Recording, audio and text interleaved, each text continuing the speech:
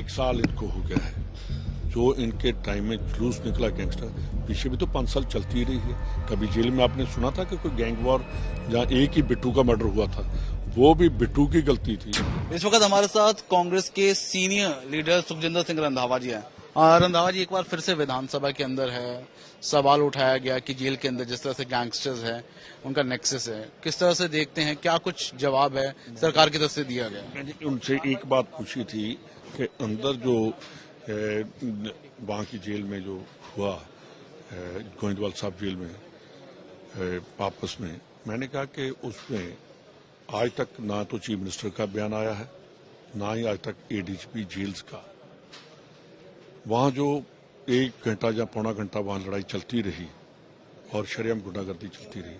पहली बात तो ऐसे होना चाहिए कि मेरे टाइम में देखा जाया करता था कि कौन किस गैंग का, किस ग्रुप का आदमी है, उनको बिल्कुल ही अलग कर दिया जाता था, दूसरी जेल में भेज देते। वहाँ इनकी अनगली हुई है। दूसरी बात, उनको पकड़ लिया जिनके ऊपर 27/2 का पर्चा हुआ है, आज तक उनकी अरेस्ट ही नहीं हुई। 302 वाले जो अंदर गुंडे थे, जो गैंगस्टर थे, जो भी हैं।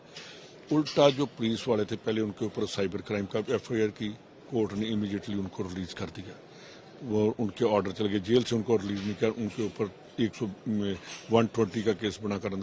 देखिए कि जो जेल में बैठकर गुंडों को कंट्रोल कर रहे हैं उनको अरेस्ट कर लिया, जो गुंडे हैं उनको आज तक अरेस्ट नहीं किया। इसमें ये गवर्नमेंट ही बता सकती है, और उनके पास कोई जवाब नहीं था। दूसरी बात, इन्होंने 2 आदमी सुप्रीडेंट जेल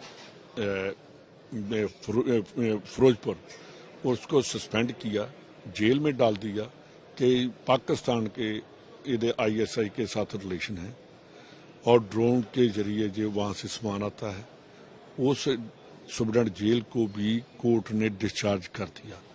कोर्ट ने कहा इसके ऊपर FIR ही कैंसिल कर दी कि जब इसको बेसलेस FIR। उसके बाद एक और गोविंदवाल साहब जेल का डिप्टी सुप्रीडेंट जेल था, उसके ऊपर FIR की, जेल गया, उसकी FIR भी कोर्ट ने डिस्चार्ज कर दिया और FIR कैंसिल कर दी। ये मैं इसलिए बता रहा हूँ कि ये गवर्नमेंट कर क्या रही है कि जेल डिपार्टमेंट का जो मनोबल है उसको डाउन कर रही है, उनको उनमें दहशत पैदा कर रही है कि आप गुंडों को अगेंस्ट मत कुछ करो, एक्शन ना करो, तो ये बहुत बड़ी अनारकी हो जाएगी। जेलों में कोई जेल का गुंडा कंट्रोल नहीं रहेगा।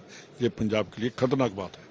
रंधावा जी, उसके साथ साथ अमन अरोड़ा की तरफ से आरोप लगाए गए हैं कि जो गैंगस्टर कल्चर है, इनकी सरकार को आए तो सिर्फ 1.5-2 महीने हुआ था जब ये पूरा ये सिद्धू मूसेवाला वाला कांड हुआ। पुरानी सरकार के उन्होंने आरोप, 1 साल इनको हो गया है जो इनके टाइम में जुलूस निकला गैंगस्टर। पीछे भी तो 5 साल चलती ही रही है। कभी जेल में आपने सुना था कि कोई गैंग वॉर, जहाँ एक ही बिट्टू का मर्डर हुआ था, वो भी बिट्टू की गलती थी, ना कि डिपार्टमेंट की। क्योंकि उसके लिए दीवार बन रही थी कि इनको आइसोलेट करके तार लगाई थी, वो तार से निकल कर आ गए। अगर वो गेट के जो इसका रास्ता था वहां से जाता तो जेल डिपार्टमेंट के ऊपर एक्शन होना चाहिए था। अगर वो अपने आप कहीं से निकल गया और वो प्लान नहीं था, ये तो प्लान्ड लड़ाई है। तो ये बातें ऐसे कहना कि कितनी देर करते रहेंगे कि जी वो सरकार ये कर गई, वो कर गई, ऐसे ये तो कह रहे हैं हमने इतनी नौकरी लगा दी।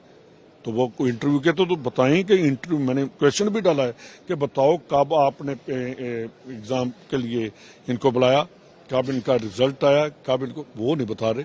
क्योंकि वो पिछली सरकार रिजल्ट एग्जाम भी कर गई थी, सब कुछ कर गई थी, उल्टा इन्होंने लेट किया है। तो इसलिए पिछली सरकार के ऊपर 5 साल ऐसे कहते रहेंगे कि पिछली, हमने तो एक बार नहीं कहा कि बादलों ने किया, हमने गुंडों को कंट्रोल किया। और आपने देखा जो वहां से भाग गया था जेल से, नाभा जेल, सिक्योरिटी जेल से, उसका इनकाउंटर भी हमारी सरकार में हुआ। ये गलत बातें जो कर रहे हैं। रंधावा साहब वो कह रहे हैं कि जो तमाम गैंगस्टर्स है वो पनपे है, वो दूसरे जो पड़ोसी राज्य है, खासतौर पर हरियाणा की बात सुनिए। पंजाब के जग्गू भगवानपुरिया जहाँ और कोई, मेरा ख्याल है कि 2-3 को छोड़कर बाकी पंजाब के गैंगस्टर, अगर ये कहना कि बाहरली स्टेट के हैं तो हम अपना जिम्मेवारी से भाग जाएंगे। जिम्मेदारी हमारी बनती है कि हमने अपनी स्टेट को कैसे ठीक रखना। अब हम कहेंगे कि जी वहां से आता है पाकिस्तान से, पाकिस्तान तो बदमाशी करेगी, तो रोकेंगे तो हम तो कह देंगे जी हम क्या करें जी, पाकिस्तान से आ रहे हैं। ये बिल्कुल जो अमन अरोड़ा की स्टेटमेंट है बिल्कुल गलत है। तो ये थे हमारे साथ सीनियर कांग्रेस के लीडर सुखजिंदर सिंह रंधावा। सीधे तौर पर एक बार फिर से आम आदमी पार्टी पर उन्होंने तीखा हमला किया है।